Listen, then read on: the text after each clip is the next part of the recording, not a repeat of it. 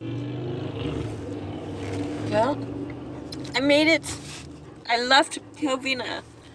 I left very emotional though. Life's hard. Life is hard. I've been following this this case on YouTube. It's a murder, and it's a little girl, Jenn Soto, and she was abused at the age of 8 from a mom's boyfriend, and when she turned 13, he murdered her.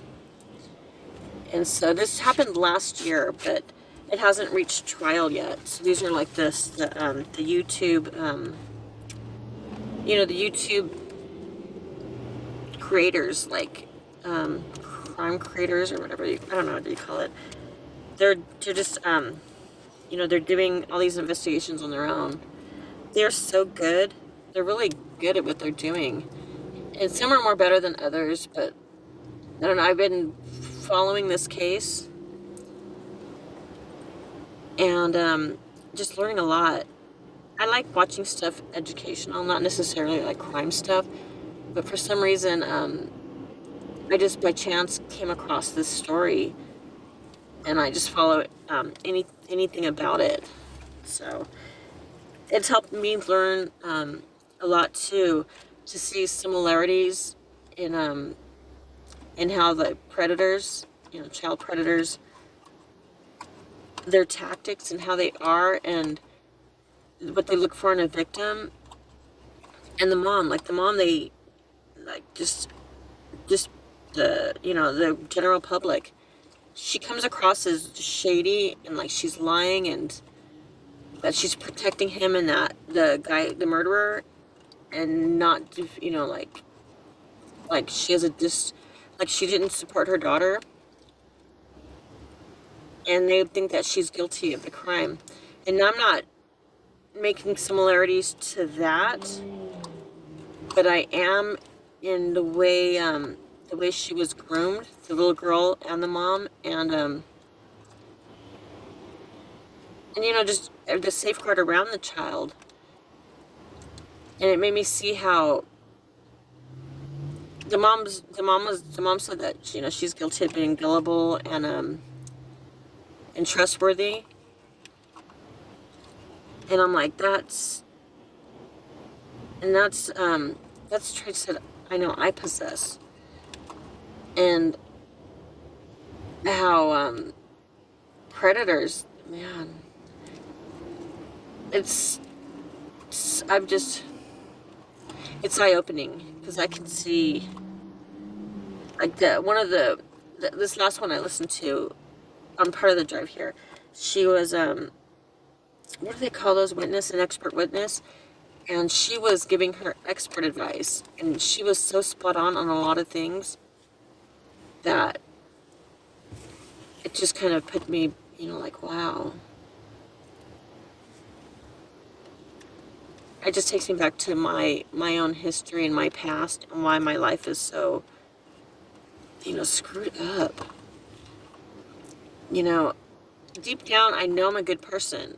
So that is nice to know, because a lot of stuff, I'm not in tune with myself. And so a lot of stuff, I was abused for a lot of years. So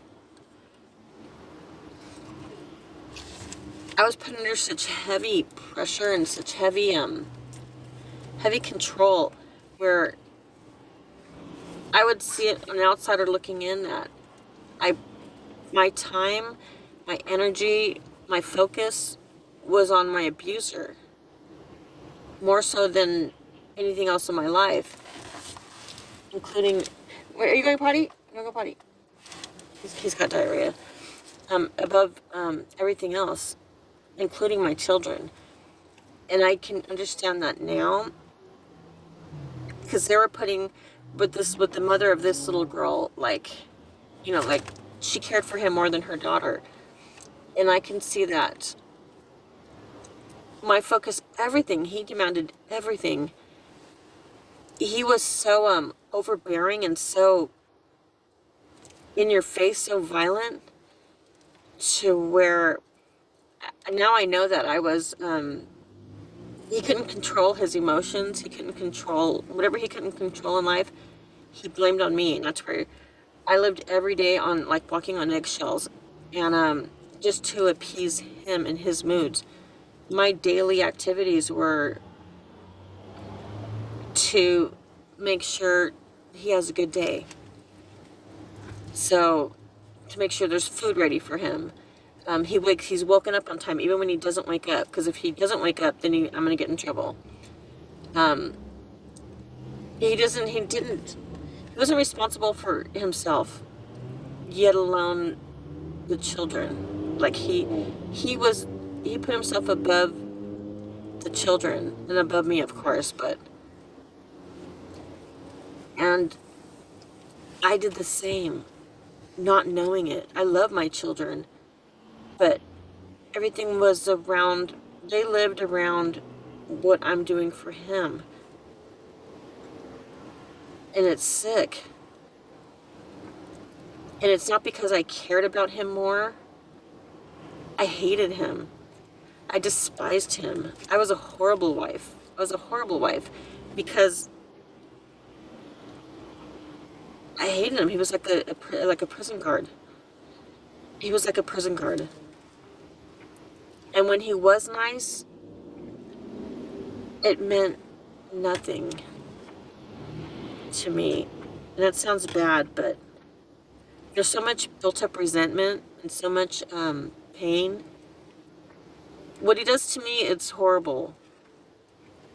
But when it gets done to my children, or he uses them, like if I don't do something, that my children will suffer for it. And a lot of the suffering my children endured, he wouldn't admit it to me. Like he would tell me, he would say, oh no, I just, when it was times to spank the kids, he'd say, oh no, I didn't touch them, I just made them scream so that the other kids would hear it, to be an example or whatever. And I can't really say if I was so naive to believe him.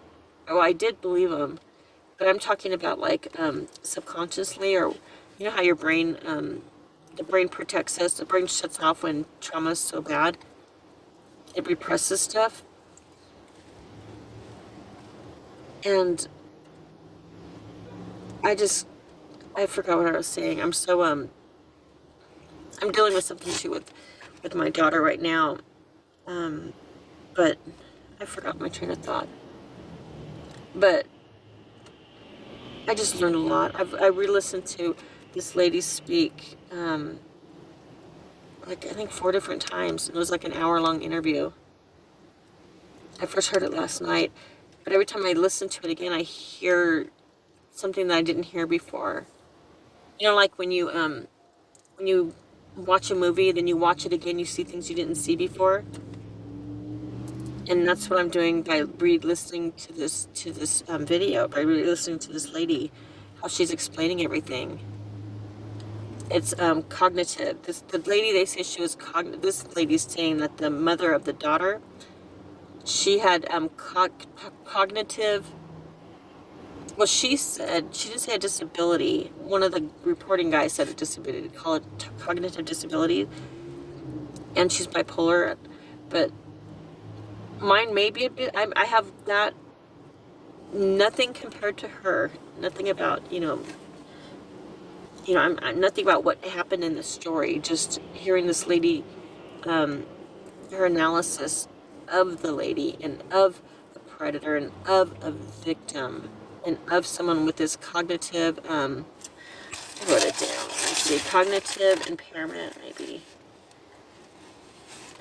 It's impossible to comprehend. Knew it was okay. Oh darn it! The cognitive. It's pretty much the same now. Cognitive. Oh man. The cognitive. Like lack of it. Like And I'm so stuck on a dumb word, I'm forgetting what. Well, it takes a while to process things. And sometimes I don't process things. I know I have not processed the trauma in my life. Where people talk about getting divorced, like that's, you have to process it. And it's, you have to, even if it's a bad divorce, you have to, there's grieving in it. I've never grieved once. But he continues to or not now though, he hasn't recently. But he was continuing to terrorize me. It got worse after I kicked him out, after I got the police to remove him. And he's been sadistic, and he's punished me in so many ways. Like, anything bad in my life, it's like he's behind it. And it's hard to even, I don't talk about it. I mean, of course I'm talking to you. But, and I don't have friends and all that. But I really don't talk about it much, because I'm careful of how I speak, because women in general, women are dramatic, women are this, women get, like a bad rap. Sometimes, like, it's deserving, but sometimes it's not. Like, victims don't get taken seriously, and I can totally account to that both ways. Because as a victim, my abuser was very manipulative, very good at